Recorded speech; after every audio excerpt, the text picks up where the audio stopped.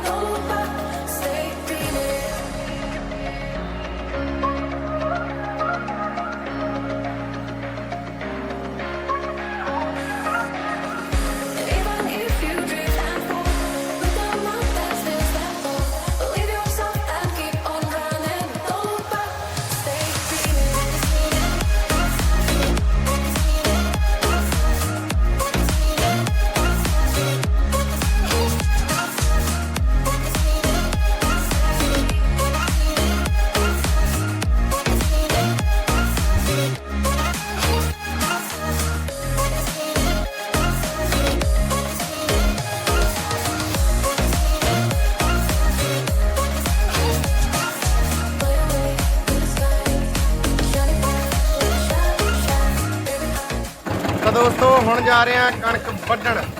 आ गई मशीन खेत च, गुआंढियां दे वड्ढी जाती है। तो चलो चलते हैं।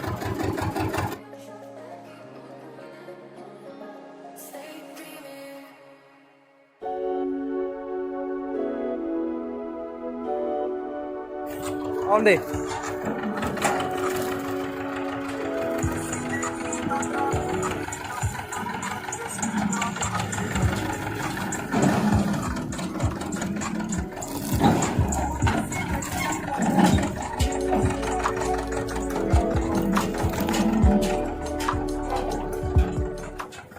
फाइनली दोस्तों आ गए खेत च। ते कणक मैं दिखा देना थानू, शायद इतों चेंज होगा, फोटो खिंची जाता है ऐ दिखा दें ठीक है। तो बस हम थोड़ी जी इन्हों की रही है 3 किले इन्हों की बना के, बस फिर आप करेंगे शुरू।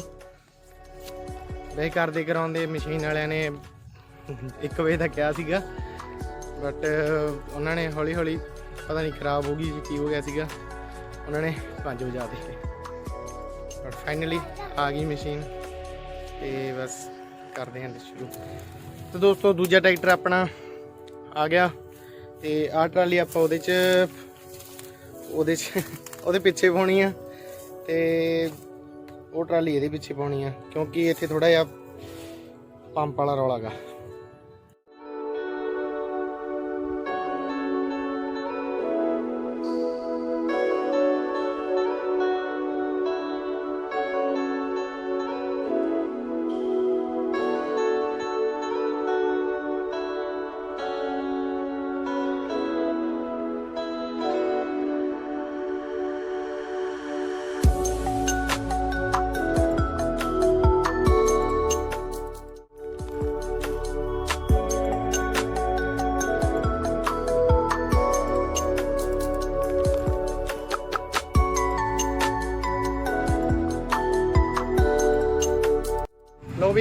पंप करता इदा हो गए काले। हुण अगे ये काम शुरू करते हैं, बस आने वाली है, एक गेड़ा रह गया था।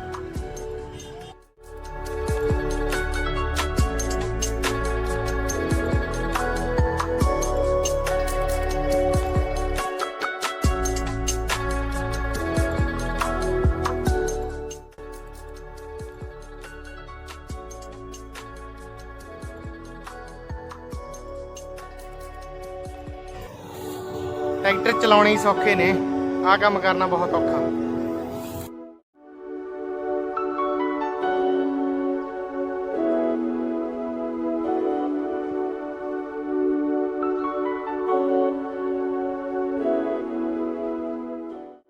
एक पासा तो करता क्लीयर, हुण अगले दी वारी आ दूजा पासा क्लीयर करना। बापू दे कंपाइन ते चढ़े दा सुख तां हैगा, इधर उधर वाले पासे है ना जेडे वो एक डक्का भी नहीं छड्डिया कणक दा, पर इधर तो इधर ऐ चलदी ना उदों खाल हुंदा गा तां करके फिर वो थोड़ा इधर नूं करके रखदे। तो वट वड्डणी है गली, फिर पाउने आ दाने ट्राली।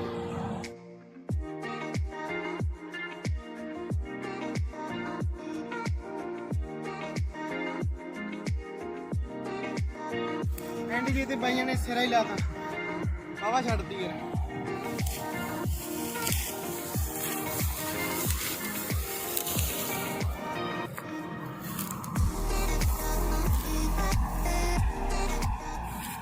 भाई अगे कणक दे भी पूजा बनवाने वाले हैं।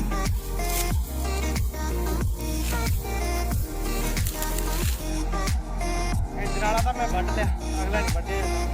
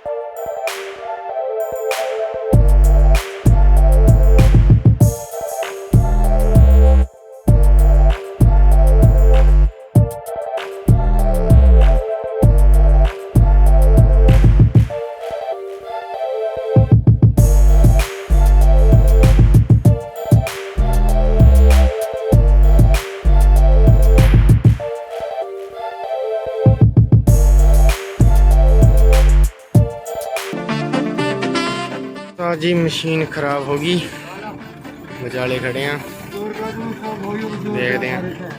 चौक हो गई सी, दाने कट रखे हैं। दोस्तों अज मशीन खराब हो गई, चौक हो गई, क्योंकि कणक साडी बाली डिग्गी सी ते कल जां परसों दोबारे वड्डणगे। हुण तां लगभग मन के चलो 4 किले मसां क वड्डे होने आ। हुण थोड़ी कणक थल्ले डिग्गी भी सीगी, तां करके अज नहीं वड्डदे, मशीन थोड़ी खराब हो गई।